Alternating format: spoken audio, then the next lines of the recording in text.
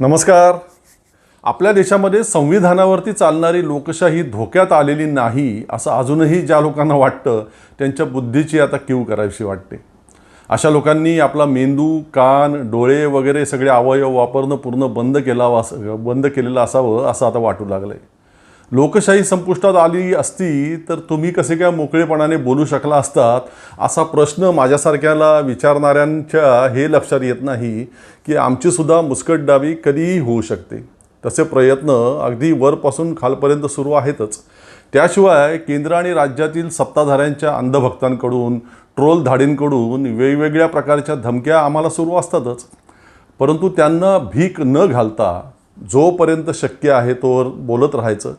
आपल्या आजोबा पंजोबांनी, वाडवडिलांनी आपल्याला मिळवून दिलेलं हे अभिव्यक्ती स्वातंत्र्य कायम राहावं यासाठी शक्य होईल तोपर्यंत लढत राहायचं असं ठरवलेलं आहे. त्यामुळे बोलत राहणार. तिकडे चंदीगडला परवा भारतीय जनता पार्टीने लोकशाहीचा कसा खुलेआम मुर्दा पाडला तो आपल्यापैकी अनेकांनी पाहिला असेलच ना. त्या नगरपालिकेमध्ये चंदीगडच्या एकूण नगरसेवकांची संख्या आहे 36. म्हणजे ज्या पक्षाचे 19 नगरसेवक असतील त्यांचा महापौर होणार, बरोबर. तिथे आम आदमी पार्टीचे 13 नगरसेवक निवडून आलेले आहेत, काँग्रेसचे 7 आणि अन्य शिरोमणी अकाली दल वगैरेचा 1. भारतीय जनता पार्टीचे तिथे 16 नगरसेवक निवडून आलेत. म्हणजेच बहुमत कोणाकडे सुद्धा नव्हतं अशी स्थिती. मग काँग्रेस आणि आम आदमी पार्टी या दोघांनी पण आघाडी केली. म्हणजे त्या दोघांचे मिळून संख्याबळ झालं 20. साहजिकच त्यांचाच महापौर व्हायला हवा होता. काहीच अडचण नव्हती त्यात कायदेशीररित्या. परंतु तिथे त्या सभागृहात पीठासीन अधिकारी म्हणून बसवल्या गेलेल्या भारतीय जनता पार्टीच्या नगरसेवकांनी आप आणि काँग्रेस आघाडीतील 8 नगरसेवकांची मतं बाद ठरवली मतदानानंतर आणि 16 मतं मिळालेल्या भारतीय जनता पार्टीच्या उमेदवाराला महापौर म्हणून घोषित केलं.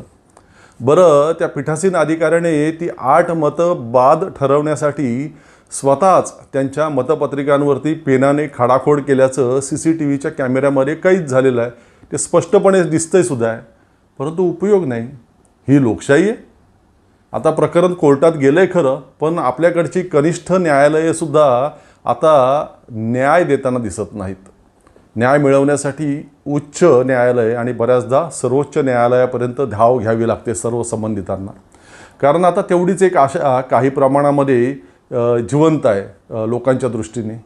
परंतु तिथपर्यंत म्हणजे सर्वोच्च न्यायालयापर्यंत पोहोचण्यात आणि तिथून न्याय मिळण्यात जो काळ जातो मधला, त्यात लोकशाहीचा मुर्दा वारंवार पडत राहतो. महाराष्ट्रामध्ये सत्ता बदलाचं जे नाटक घडलं त्या बाबतीत आपण सगळेच हा अनुभव घेतच आहोत मागील काही काळापासून. सर्वोच्च न्यायालयानेच जी मतं व्यक्त केली, जे ताशेरे ओढले, त्यानुसार संविधानिक मूल्यांची मोडतोड करून बेकायदेशीरपणे आणि अनैतिक मार्गाने सत्तेवरती आलेलं एकनाथ शिंदे सरकार गेलं जवळपास 1.5 वर्ष होऊन गेलं तरी सत्तेवर आहेच. ही लोकशाही आहे. त्यांचा कार्यकाळ पूर्ण होत आल्यावरती भले सर्वोच्च न्यायालयाने त्यांच्या विरोधात निकाल दिला किंवा ते सरकारच बरखास्तीचा वगैरे जरी आदेश दिला तरी त्यावेळी मग त्या निकालाचं किंवा त्या न्यायाचं औचित्य काय असणार. दुसरा एक गंभीर प्रकार म्हणजे सरकारी तिजोरीमध्ये जमा होणारा पैसा हा या राज्यातील सर्वच जनतेकडून विविध करांच्या रूपानं जमा झालेला असतो.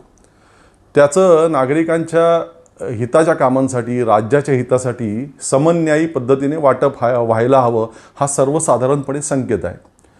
राज्यावर सत्ता कुणाचीही असो या संकेताचं स्वातंत्र्य काळापासून पुढच्या काळामध्ये पालन झालेलं आहे. परंतु आता अजित पवार फडणवीसांच्या मांडीवरती जाऊन बसल्यावर आणि पुन्हा अर्थ खात्याची धुरा त्यांच्याकडे जाताच त्यांनी फक्त सत्ताधारी गटातील आमदारांनाच कोट्यावधी रुपयांचा निधी पुरवला. मुंबई महानगरपालिकेनेही मग त्यांचीच री ओढली. इंडियन एक्सप्रेसने आता ते उघड केलेलं आहे. भाजप आणि शिंदे गटात गेलेल्या माजी नगरसेवकांनाच कोट्यावधींचा निधी मुंबई महापालिकेने पुरवल्याचं नुकतंच उघड झालं.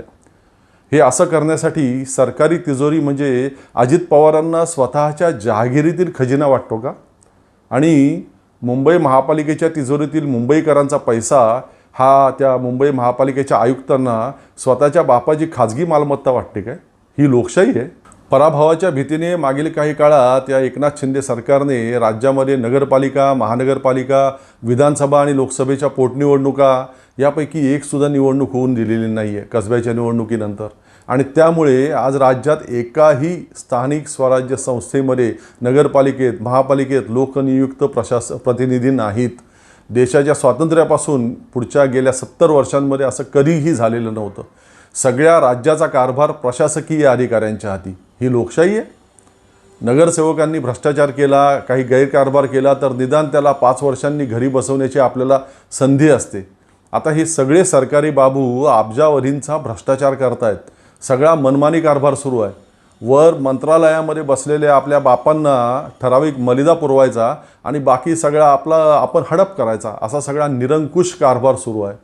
कोणी कुणाला जाब विचारत नाही आहे. ही लोकशाही आहे?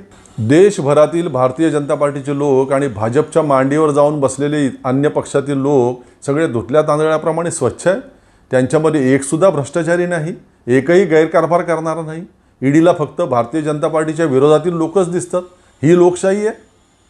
छत्रपती शिवाजी महाराजांचा राज्यकारभार हा खरा आदर्शवत राज्यकारभार होता. त्यांच्या स्वराज्यामध्ये सगळ्या जाती धर्मीयांचा समान मान आदर राखला जात होता. आपल्या स्वतःच्या धर्माविषयी छत्रपती शिवाजी महाराजांना अभिमान होता, आदर होता. परंतु त्याचवेळी अन्य कोणत्याही धर्माबद्दल महाराजांच्या मनामध्ये अजिबात द्वेष नव्हता. शत्रू मुसलमान होते म्हणून महाराज त्यांच्याशी लढले नव्हते, तर त्यांच्यापैकी अनेक जण अन्यायकारी होते, त्यांची राजवट अन्यायकारी होती म्हणून महाराज त्यांच्याशी लढले. महाराजांच्या काळात महाराजांच्या सैन्यातील एकही मावळा मशिदीवर चढून त्यांनी कधी भगवा झेंडा जबरदस्तीने त्या मशिदीवर लावायचा प्रयत्न केला नाही. आता झुंडीने जाऊन मशिदींवरती भगवे झेंडे लावणाऱ्यांना छत्रपती शिवाजी महाराजांचा नाव घेण्याचा अधिकार आहे? बरं, ज्या नरेंद्र मोदींनी आणि त्यांच्या पक्षाने म्हणजे भारतीय जनता पार्टीने आणि राष्ट्रीय स्वयंसेवक संघाने एक परिवर्तन आपल्या नेहमीच्या पाताळयंत्रीपणाने मागील काही काळामध्ये घडवले, ते तरी किती लोकांच्या लक्षात येते? मुळात संघ आणि भारतीय जनता पार्टीची विचारसरणी आणि आपल्या छत्रपती शिवाजी महाराजांची विचारसरणी याचा दुरान्वयाने सुद्धा संबंध नाही, अगदी कणभरसुद्धा नाही. जात्यांधता आणि धर्मांधता हा संघ भारतीय जनता पार्टीच्या आचार विचारांचा पाया आहे, जो आपल्या महाराजांच्या आचार विचारांच्या अगदी पूर्णपणे विरोधी आहे.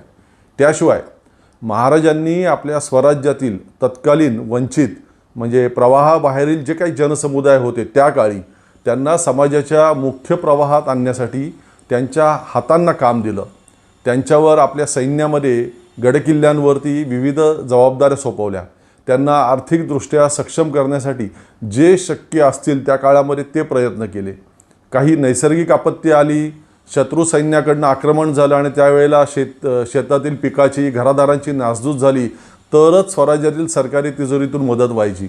अन्य वेळी मात्र तुम्ही प्रामाणिकपणे मेहनत करा, 4 पैसे कमवा आणि त्यातून स्वप्रयत्नातून तुमचा चरितार्थ चालवा, अशी स्वराज्याची आणि छत्रपती शिवाजी महाराजांची राज्यकारभाराची व्यवस्था होती. नरेंद्र मोदींचा कारभार तर याच्या उलट आहे. करोना काळात सर्व ठप्प असताना आणि गोरगरिबांच्या हाताला काम नसताना त्यांना मोफत राशन किंवा धनधान्य पुरवण्याचा निर्णय अगदी योग्यच होता. मात्र त्यानंतर त्या महाभयानक संकटातून सगळं जग सावरल्यानंतरही केवळ मतांच्या घाणेरड्या आणि स्वार्थी राजकारणासाठी तब्बल 80 कोटी लोकांना मोफत धान्य वाटप जे त्यांनी सुरूच ठेवलं आहे आणि काहीही कारण नसताना यापुढे सुद्धा पुढची 5 वर्ष ते सुरूच ठेवण्याचं जाहीर केलेलं आहे, घोषित केलेलं आहे, ते कोणत्या अर्थानं योग्य पाऊल म्हणता येईल? त्या 80 कोटी लोकांपैकी जे लोक काम करू शकतात त्यांच्या हाताला योग्य काम पुरवून, त्यांच्या श्रमांचा मोबदला त्यांना मिळवून, त्यांच्या कष्टाचं त्यांना खायला मिळण्याची व्यवस्था निर्माण करणं हे खरं राजकीयदृष्ट्या कौशल्याचं काम. त्याऐवजी देशावरील कर्जाचा भार अतिप्रचंड वाढवून त्या सगळ्या 80 कोटी लोकांना मोफत राशन धान्य पुरवून आपला आश्रित बनवून त्यांची मतं मिळवणं हे काही छत्रपती शिवाजी महाराजांच्या वाटेवरून चालणारं काम म्हणता येणार नाही. अशा प्रकारच्या छत्रपती शिवाजी महाराजांच्या आचार विचारांची विसंगत संघ भारतीय जनता पार्टीच्या आणि नरेंद्र मोदींच्या गेल्या काही वर्षांमधील असंख्य गोष्टी आपल्याला सांगता येतील. काही पूर्वीपर्यंत महाराष्ट्रात सगळीकडे डौलाने फडकणाऱ्या आपल्या भगव्या झेंड्यावरती छत्रपती शिवाजी महाराजांचं चित्र असायचं आणि त्याखाली जाणता राजा असं लिहिलेलं असायचं. आता त्या भगव्या झेंड्यावरचं त्या महाराजांचं चित्र गायब झालं आहे. त्या चित्राऐवजी सगळीकडे धनुष्यधारी रामाचं उग्र अवतारी असं चित्र दिसतंय. जय भवानी जय शिवाजी या घोषणेची जागा आता जय श्रीरामने घेतली आहे. हा बदल केवळ राम मंदिराच्या उद्घाटनापुरता तात्पुरता आहे असं म्हणणाऱ्या लोकांना मोदीसुद्धा कळलेलेच नाहीत असं म्हणावं लागेल.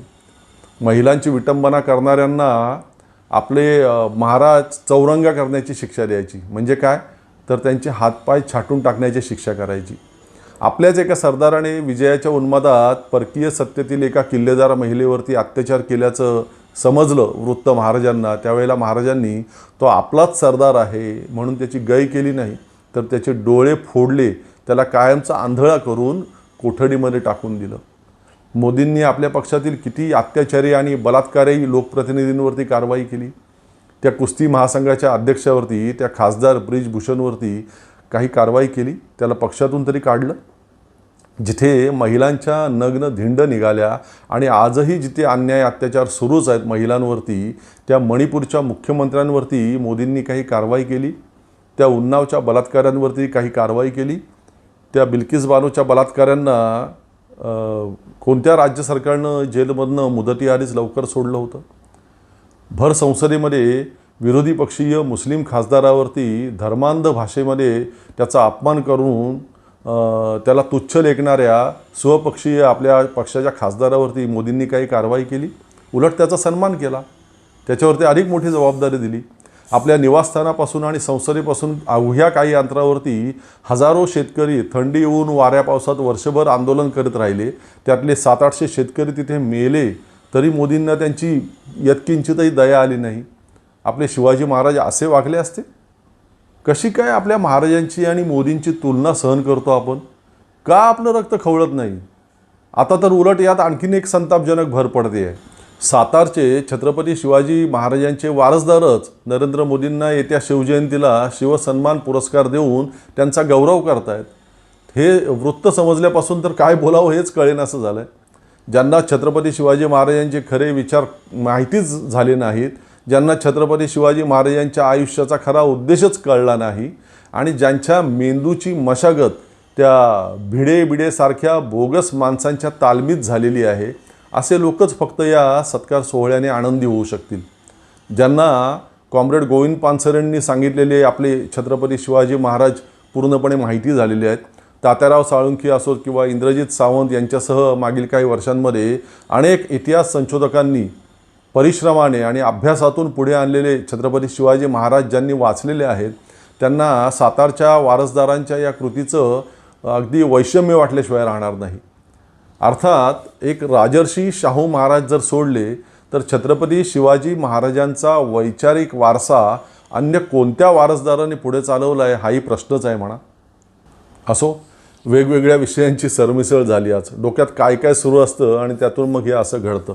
आता हे सगळं मिक्स झालेलंच आहे. तर अजून एक विषय, नाशिकजवळ ते सिन्नरच्या वाचनालयामध्ये जुन्या निर्भय बनो चळवळीचे एक प्रमुख समन्वयक आणि विचारवंत विश्वंभर चौधरी यांच्यावरती एका भ्याड झुंडीने काही दिवसांपूर्वी भेकडपणे हल्ला करण्याचा प्रयत्न केला होता. काही कारण नव्हतं खरं म्हणजे. रामनवमी हा भक्तिभावाने साजरा करण्याचा आपला धार्मिक उत्सव आहे. टाळ, मृदुंग, कीर्तन, प्रवचन, आरती वगैरे ही आपली धार्मिक उत्सव भक्तिभावाने साजरा करण्याची सगळी साधनं आहेत. याच पद्धतीने आपण वर्षानुवर्ष रामनवमी किंवा अन्य सर्व धार्मिक उत्सव सण साजरे करत आलो आहे. त्यात आता हे DJ वगैरे कुठून आलं? DJ हे भक्तिभाव निर्माण करणारं नव्हे तर उन्माद निर्मितीचं साधन आहे असं विश्वंभर चौधरी तिथे म्हणाले. आणि ते अगदी खरंच होतं. काय गैर होतं त्यात? परंतु अंधभक्तांची एक टोळी तिथे होती, मूर्ख लोकांची. त्यांनी विश्वंभर यांच्यावरती हल्ला करण्याचा प्रयत्न करून त्यांचं भाषण जबरदस्तीने बंद पाडलं. अर्थात त्या झुंडशाहीचा संपूर्ण महाराष्ट्रातून त्यावेळीच मोठ्या प्रमाणामध्ये निषेध व्यक्त झाला, ही त्यातल्या त्यात समाधानाची बाब. आपल्या अभिव्यक्तीचा सुद्धा त्यावेळी त्या सगळ्यावरती एक विशेष एपिसोड आपण केलेला होता. परंतु त्या झुंडशाहीला उत्तर देणं सुद्धा तेवढंच गरजेचं होतं. आणि म्हणूनच आता जिथे विश्वंभर चौधरी यांचं भाषण झुंडशाहीने बंद पाडण्यात आलं, त्याच सिन्नरमध्ये अनेक जागरूक नागरिक एकत्र आलेत आणि त्यांनी निर्भय बनोची जाहीर सभा पुन्हा तिथे आयोजित केलेली आहे. मोठ्या प्रमाणात आयोजन केलं. येत्या शनिवारी, लक्षात ठेवा, येत्या शनिवारी 3 फेब्रुवारीला संध्याकाळी ठीक 5 वाजता सिन्नरच्या वाविवेस इथल्या भारतरत्न डॉक्टर बाबासाहेब आंबेडकर सामाजिक सभागृहामध्ये. तिथे विश्वंभर चौधरी तर आहेतच, परंतु ज्येष्ठ पत्रकार निखिल वागळे आणि ॲडव्होकेट आसिम सरोदेसुद्धा त्या सभेमध्ये बोलणार आहेत. लोकशाही टिकवण्याची ज्यांची प्रामाणिक इच्छा आहे, आपल्या संविधानावरती ज्यांचं प्रेम आहे आणि झुंडशाहीच्या विरोधात जे लोक आहेत, अशा सर्व लोकशाहीप्रेमी नागरिकांनी मोठ्या संख्येने सिन्नरच्या या निर्भय बनोच्या सभेला शनिवारच्या उपस्थित राहावं अशी माझी आपल्या सगळ्यांना विनंती आहे. लोकशाही मार्गाने झुंडशाहीला उत्तर देण्यासाठी आणि या मान्यवरांचे विचार ऐकण्यासाठी, त्याचसोबत संविधानप्रेमी सिन्नरकरांना अभिवादन करण्यासाठी मी सुद्धा या सभेला येणार आहे. तुम्ही पण या, भेटूया आपण सगळे. या आवाहनासोबतच आज इथेच थांबतोय. शेवटी आपला नेहमीचा आणि आपुलकीचा महत्त्वाचा प्रश्न, चॅनल आपलं सबस्क्राईब केलं का? अजून नसेल केलं तर प्लीज सबस्क्राईब करा. एपिसोड आपले आवडत असतील तर लाईक शेअर करा. पुन्हा भेटू लवकरच. तोपर्यंत धन्यवाद.